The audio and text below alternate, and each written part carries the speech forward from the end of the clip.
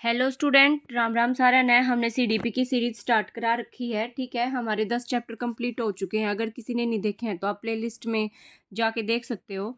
आज हम करेंगे चैप्टर नंबर 11 जिसका नाम है डेविड एल्किंड की थ्योरी है, जो ईगोसेंट्रिज्म में की पे थी किशोरावस्था में। ठीक है, डेविड एल्काइंड का किशोरावस्था में अहम केंद्रवाद का सिद्धांत। पहले मैं आपको ऐसे समझाऊंगी, फिर आप बुक से पढ़ लेना, जिससे आपको इजीली क्लियर हो जाएगा। ठीक है, देखो सबसे पहले तो इसका दूसरा नाम क्या है। इसी थ्योरी का दूसरा नाम है कि किशोरावस्था की अपरिपक्व विशेषता, मतलब इमैच्योर कैरेक्टरिस्टिक। इसके प्रोपाउंडर कौन थे भाई, किसने इसकी वो करी थी? डेविड एल्काइंड ने की थी। अब इसमें वर्ड आया है एक ईगोसेंट्रिज्म। वर्ड आया है ईगोसेंट्रिज्म। ईगोसेंट्रिज्म क्या होता है? जब हम क्या करते हैं, जब हम बस खुद के बारे में सोचते रहते हैं, जब जो किशोर होते हैं जो, ठीक है ना, जब हम एडोलसेंसेज में होते हैं, जिसमें हम बस खुद पे ध्यान देते हैं, दूसरा हमारे बारे में क्या सोच रहा है, उसको हमारे से क्या फ़र्क पड़ रहा है, आपको कोई फ़र्क नहीं पड़ रहा उस बातों से। ठीक है ना, जब हम बिल्कुल खुद के बारे में सोचे, ठीक है, तो उसको कहते हैं ईगोसेंट्रिज्म। तो यही बात है कि भाई ईगोसेंट्रिज्म क्या होता है? आत्म केंद्रीयता, दूसरों के दृष्टिकोण को समझने में असमर्थता है। मतलब दूसरों के पॉइंट ऑफ व्यू को समझ नहीं पाओगे, मतलब आप उसमें। ठीक है, उसी को क्या कहते हैं? Self centredness. अब है किशोरावस्था में जो है अहम केंद्रवाद कैसे प्रकट होता है? मतलब किशोरावस्था में भाई ऐसा क्या हो जाए कि ईगोसेंट्रिज्म आ जाए है। तो इसमें क्या होता है, देखो, एक तो भाई हम इसमें इस एज में है ना खुद पे ज़्यादा ध्यान दिए हुए हैं। ठीक है, और किशोर के महसूस करेंगे, देखो जो इस एज में हम सब के महसूस करेंगे।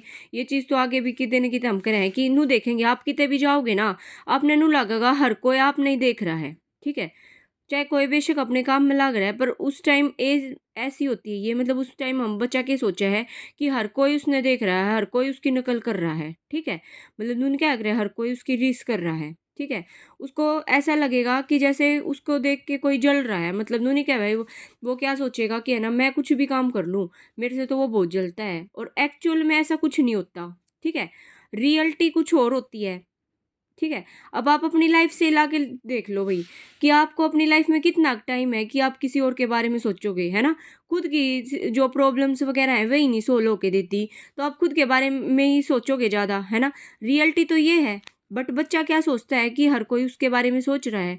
ठीक है, तो ये जो डिफरेंस होता है ना रियलिटी में और जो उसकी इमेजिनेशन के बीच में जो डिफरेंस है, उसी के बारे में जो है ना एल्काइंड ने जिक्र करा था। ठीक है, और ये जो हमारा जीन प्याजे है ना, जीन प्याजे के वहाँ से ही इसने अपना कॉन्सेप्ट उठाया था, ये ईगोसेंट्रिज्म का।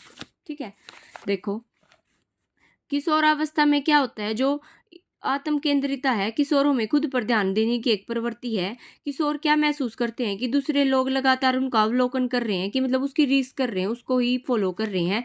और यह है कि केवल वे ही हैं जो निश्चित भावनाओं या जीवन की ऐसी घटनाओं को अनुभव करते हैं। लाइफ में उनकी कोई प्रॉब्लम आ जाए भाई, वे ये सोचते हैं कि वो ये चीज़ तो है ना बस उन्हीं ने फेस की है, और कोई तो मतलब इस दुनिया में आया ही नहीं है जो वो ये फेस कर रहा है। ठीक है ना, जो सिचुएशन उसे फेस करनी पड़ रही है। ठीक है, नोट, जो अहम ईगोसेंट्रिज्म वर्ड है वो किसने दिया था? वो दिया जीन प्याजे ने था। ये चीज ध्यान रखना कि ईगोसेंट्रिज्म वर्ड किसने दिया था? जीन प्याजे ने दिया था। ठीक है, यहाँ पे लिख भी दूं मैं कि ईगोसेंट्रिज्म वर्ड है, इस वर्ड को किसने दिया था, ये इंपॉर्टेंट बन जाता है यहाँ से कि जीन प्याजे ने दिया था। ठीक है, उसके बाद क्या होता है, देखो एडोलसेंस ईगोसेंट्रिज्म, ये एक ऐसा शब्द है जो जो है ना क्या है, जिसका उपयोग किसने किया था? एक चाइल्ड साइकोलॉजिस्ट था, डेविड एल्काइंड, जिसकी हम थ्योरी पढ़ रहे हैं। ठीक है, उसने क्या किया था, जो चीज़ मैंने अभी समझाई ना वही लिख रखी है कि है ना, जो रियलिटी है और वो बच्चा जो सोच रहा है, उनके बीच में के जो डिफरेंस है ना, उसको ही बताने का उसने प्रयास किया था। ठीक है, यही बात लिख रखी है, पढ़ोगे जब। फिर है जो किशोर अहम केंद्रवाद का यह सिद्धांत जो है, पियाजे की जो हमने कॉग्निटिव थ्योरी की थी, पियाजे कॉग्निटिव डेवलपमेंट स्टेज की है, स्टेज कर रखी है हमने, उन्हीं से लिया गया है। जो क्या तरह करता है कि जो फॉर्मल ऑपरेशंस होते हैं वे इनेबल हो जाते हैं, मतलब औपचारिक संचलन किशोरों को काल्पनिक स्थिति और अमूर्त सोच का निर्माण करने में सक्षम बनाता है। ठीक है, ये चीज़ आगे समझ में, बस यही लिख रखा है कि भाई वहाँ से लिया गया है। फॉर्मल उनसे। अब है डेविड एल्काइन ने यह समझाने का प्रयास किया था कि जो कैसे है ना, किस प्रकार जो है ईगोसेंट्रिज्म एक व्यक्ति किशोर के बिहेव को, एटीट्यूड को और उसके जो विश्वास को है ना प्रभावित करेगा। अब वही बात है भाई, कोई बच्चा मतलब कहीं पे भी जा ले वो कंफर्टेबली तो रह ही नहीं पाएगा, तो उसके बिहेव पे भी इफेक्ट पड़ेगा, है ना, उसके एटीट्यूड पे भी फर्क पड़ेगा। अब है एडोलसेंस। किशोर अहम केंद्रवाद में दो अभिव्यक्ति रूप में आती है। देखो, एक होती है इमेजिनरी ऑडियंस, एक होती है पर्सनल फैबल। देखो इनको समझो क्या होती है। एक तो बच्चा सोचता है इमेजिनरी ऑडियंस, मतलब चाहे वो कहीं पे भी खड़ा है, ठीक है, कहीं पे भी जा रहा हो, पब्लिक में या बाहर भी कहीं पे जा रहा है, उसको ये लगेगा कोई ना कोई तो उससे देख रहा है, मतलब उसको ही घूर रहे हैं सब, ठीक है, वो चाहे कैसा ही तैयार हो जाए उसको बैम भी रहेगा, पता नहीं मैं अच्छा लग रहा हूँ नहीं लग रहा हूँ। एक है पर्सनल फैबल। पर्सनल फैबल वो ये सोचेगा, देखो पर्सनल है मतलब उसकी खुद की वो सोच होती है, ये सोचता है कि वो जो काम कर रहा है ना वैसा ना तो आज तक दुनिया ने में किसी ने किया है। जैसे वो किसी से प्यार करने लग गया तो वो ये सोचेगा मेरे जैसा प्यार, गाढ़ा प्यार, मतलब मेरे जितना गहरा प्यार तो कोई नहीं कर सकता, ठीक है। वो अपने आप को सबसे ज़्यादा प्रायोरिटी पे रखेगा। कोई प्रॉब्लम आ गई तो भी सोचेगा कि है ना बस मतलब वही है, उसी के साथ हो रहा है ऐसा, इतना अत्याचार तो उसी के साथ हुआ है, ऐसा तो किसी के साथ नहीं हुआ है जो उसके साथ हो रहा है, ठीक है। तो ये है इमेजिनरी ऑडियंस, और यही बात इसमें इन्होंने लिख रखी है कि इमेजिनरी ऑडियंस में क्या होता है। एल्काइन का क्या मानना है कि किशोर अक्सर या हमेशा ही महसूस करते हैं कि उन्हें देखा जा रहा है और वे दूसरों के ध्यान का केंद्र है, उन्हें आका जा रहा है, चाहे वास्तविक दर्शक मतलब चाहे रियल ऑडियंस वहाँ पे प्रेजेंट है या नहीं है। कहीं सुनसान जगह पे भी खड़े हो जाएंगे ना तब भी उनको ऐसा लगेगा कि कहीं ना कहीं से तो कोई उन्हें देख रहा है। व्यक्ति यह सोचता है कि उसके चारों ओर सभी व्यक्ति उसे ही देख रहे हैं, उसी के बारे में सोच रहे हैं और उसी के बारे में अपनी अपनी धारणा बना रहे हैं।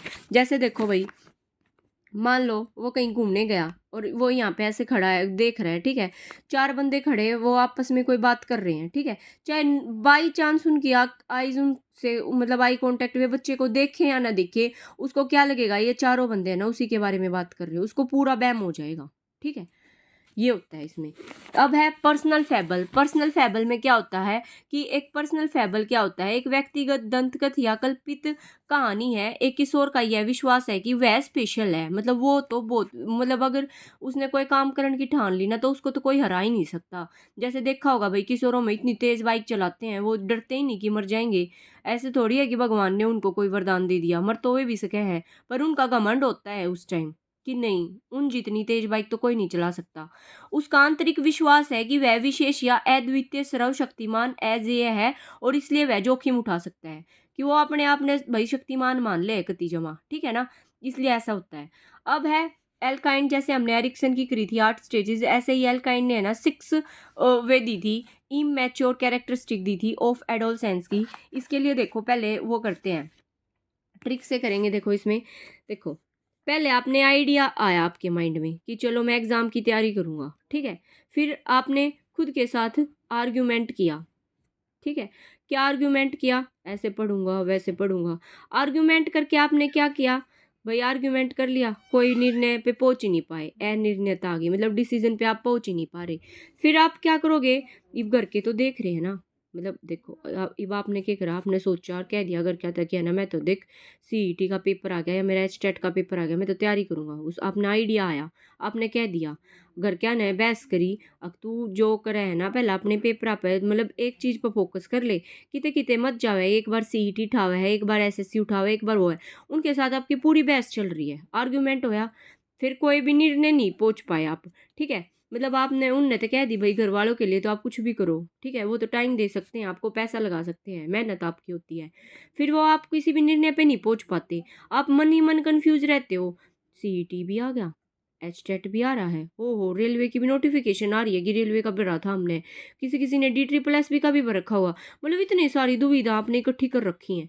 अगर आप अब अगर आप भाई अपने पेरेंट्स भाई किसी किसी के भाई मतलब एजुकेटेड है, जिसके नहीं है, जिनको ज्ञान नहीं है इस चीज़ का, अब आप उन तक ये चीज़ बताओ कि मैं तो नू कन्फ्यूज़ हूँ, वो तो समझ नहीं पाएंगे ना, उनके पास सोल्यूशन होगा।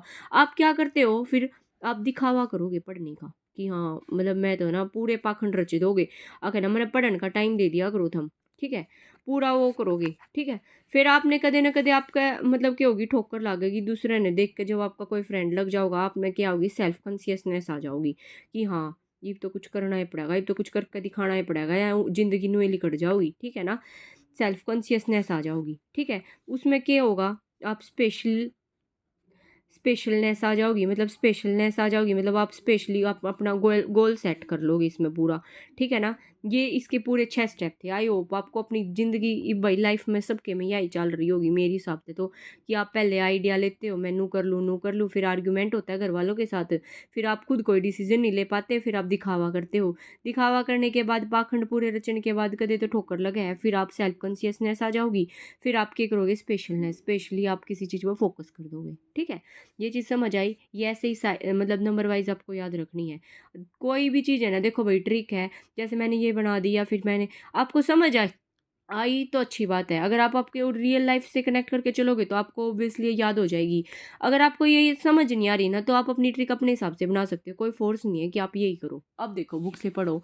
अब इसमें क्या है देखो, आइडियलिज्म एंड क्रिटिलिज्म। आश्वस्त है कि मतलब है ना, वे वयस्कों से बेहतर जानते हैं। बच्चे क्या मानते हैं कि वे तो है ना बड़ों से, बड़े तो पागल हैं, उनसे बढ़िया तो कोई मतलब वे ज़्यादा जाने हैं। तो वे क्या करेंगे, माता पिता या वयस्कों के आंकड़ों में लगातार दोष ढूंढते हैं। मतलब हमेशा हम कमी निकालते रहते हैं कि आपको क्या पता। अब आप अपने पापा या मम्मी से बहस भी करते होगे, आपने के बेर आज के टाइम का क्या चल रहा है ना। हालांकि उन्होंने आपसे दुनिया ज़्यादा देखी है, पर आप बहस तो यही करते हो। ठीक है, एग्जाम में क्या आएगा, कौन सी डेविड की कैरेक्टरिस्टिक नहीं है। ठीक है, ये भी आ जा सकता है क्वेश्चन। फिर है आर्ग्यूमेंट। आप बस बहाना ढूंढोगे किससे कैसे बहस हो जाए। ठीक है, सॉल्यूशन के बजाय आप बहस करने में ज़्यादा ध्यान दोगे। लगातार अपनी तर्क क्षमता का परीक्षण करने के अवसरों की तलाश में रहते हैं। जैसे पिछली making a case for staying out past curfew हुआ होगा, उससे बाहर रहने के लिए परिस्थिति बनाना। फिर है अनिर्णयता। कई चॉइस होती हैं बच्चे के पास, वो कंफ्यूज हो जाता है। ठीक है ना, इतने सारे ऑप्शंस में क्या करें। मतलब प्रभावी रणनीतियों के चयन में अभाव, स्ट्रेटजी बना लेगा मतलब, पर वो निर्णय नहीं ले पाता, उसके पास ऑप्शंस ज़्यादा होते हैं। ठीक है, जैसे वो सोचेगा मैं पहले होमवर्क करूँ या फिर दोस्तों के साथ घूम के आऊँ या फ़ोन में ही गेम खेल लूँ या खाना बना लूँ, इतने सारे ऑप्शन इकट्ठे कर लेगा कि उसके डिसीजन नहीं ले पाता। फिर है दिखावा या पाखंड। यह विचारों को समझने की क्षमता और विचारों को व्यवहार से जोड़ने में असमर्थता होती है, कि मीन्स की आइडिया और इनएबिलिटी वो होती है। एक किशोर का कहना कि वह सभी के लिए एक अच्छा इंसान होगा, लेकिन वह अपने मित्रों के लिए ही अच्छा है। ठीक है, वो दिखावा करता है दूसरों के साथ कि है ना, मतलब जैसे कोई स्टडी कर रहा है भाई, तो वो कहेगा कि है ना मेरे को भी पढ़ा दे, वो कहेगा नहीं मेरे को तो खुद कुछ नहीं आता है। ऐसा लड़कियां बहुत करती है भाई, एग्जाम में बोलेंगे मेरे को कुछ नहीं आता और सबसे ज़्यादा सीट वही भर के आती हैं, तो वो दिखावा करती हैं है ना। वे बस अपनी दोस्तों की या जिनसे उनकी अटैचमेंट है ना उन्हीं की हेल्प करती हैं। ठीक है, अब है सेल्फ कॉन्शियसनेस। इसमें क्या होता है, इमेजिनरी ऑडियंस होती है। किशोर सोचते हैं कि लोग उन्हें देख रहे हैं, उनके बारे में निर्णय ले रहे हैं, मतलब कितने जालो उन्हें बहम रहा होगा कि उन्हें देख रहे हैं। फिर है स्पेशलनेस एंड इन वेनुलेबिलिटी। क्या होती है, अभेदता। इसमें पर्सनल फैबल आता है, मतलब कि उन जितना गाढ़ा प्यार तो कोई नहीं कर सकता, उन जितना जो सिचुएशंस को तो कोई फेस नहीं कर सकता। विश्वास है कि उनका अनुभव जो है अद्वितीय है, ऐसा एक्सपीरियंस तो किसी ने नहीं लिया होगा, वो यूनिक है और वे उन नियमों के अधीन नहीं है जो बाकी दुनिया को नियंत्रित करते हैं। तो ठीक है, वो अपने आप ने किसी रूल रेगुलेशन के बाहर रखा है, इसलिए हर चीज़ का खतरा लेने तैयार रहे हैं। एग्जाम्पल में जो कर मैं तेज़ गाड़ी चला सकता हूँ, मैं दुर्घटना का शिकार नहीं होऊंगा, ये उनका वो वहम रहता है। फिर एडल्ट सेंस ईगोसेंट्रिज्म में देखो मेन जो डेविड ने बोले थे, ये जो हमने पढ़े हैं उसी को इन्होंने इसी में लिख दिया कि a tendency to focus on oneself. सबसे पहला है पर्सनल फेबल, कि मैं यूनिक हूँ। इनविंसिबिलिटी में आ जाता है कि नथिंग बैड कैन हैपन, कि उसके साथ तो बुरा हो ही नहीं सकता। इमेजिनरी ऑडियंस की उसको हर कोई देख रहा है, जैसे मेरे जैसा गहरा प्यार किसी ने नहीं किया, ये किस में आएगा, उसके पर्सनल फेबल में आ जाएगा। अब वन लाइनर है, इसमें वन लाइनर में क्या है कि जो एल्काइंड की थीसिस है, क्या थीसिस है कि मतलब शोध प्रबंध, कि जो टीचर होता है और जो क्यूरिकुलर होता है और जो सोशली मतलब सामाजिक होता है, तत्परता रचनावाद के कार्यान्वयन की ओर ले जाती है, मतलब मीन्स कहाँ पे लेके जाती है, कंस्ट्रक्टिविज्म की ओर लेके चलती है हमें। ठीक है, एल्काइन का मानना था कि शिक्षा को एक सच्चा व्यवसाय बनने से पहले एक विज्ञान बनने की जरूरत है, मतलब व्यापार मत बनाओ भाई आप एजुकेशन को। वह रचनावाद वह दर्शन है, कंस्ट्रक्टिविज्म वह दर्शन है जो शिक्षा में सुधार करेगा। ठीक है, एल्काइन के उपयोग की एक आलोचना क्या की गई कि व्यक्तिगत आधारित चरणों की अपेक्षा आयु आधारित विकासात्मक चरण है। क्रिटिज्म कर दिया भाई, कमी ना कमी तो कुछ कोई और निकाल ही देवा है कि एल्काइन डिजीज इज एज बेस्ड है, डेवलपमेंट स्टेजेस दे दी उसने रेदर देन इंडिविजुअल बेस्ड। मतलब बस उसने ये देख लो किशोरावस्था पे फोकस कर दिया बस, और भी तो बंदे हैं भाई, ठीक है ना, तो सबकी उस पे उसने ध्यान देना था। बच्चे का मानना है कि वे एक तरह के हैं, ठीक है। फिर है किशोर ईगोसेंट्रिज्म क्या है, दूसरे उनके बारे में क्या सोचते हैं और वास्तव में लोग क्या सोचते हैं इस बारे में उनकी धारणा के बीच अंतर करने में असमर्थता। एल्काइन का मानना है कि किशोर अहम केंद्रवाद एक अस्थायी घटना थी कि किशोरों के बड़े होने पर धीरे धीरे कम हो जाएगी, ठीक है। अब है क्वेश्चन 2-3 ही है इसमें, ये भी देख लो कि एक किशोर को लगता है कि उसके जितना गहरा प्रेम कभी नहीं किसी ने नहीं किया, तो किस में आएगा, पर्सनल फेबल में आएगा, ये हमने कर भी लिया है ना।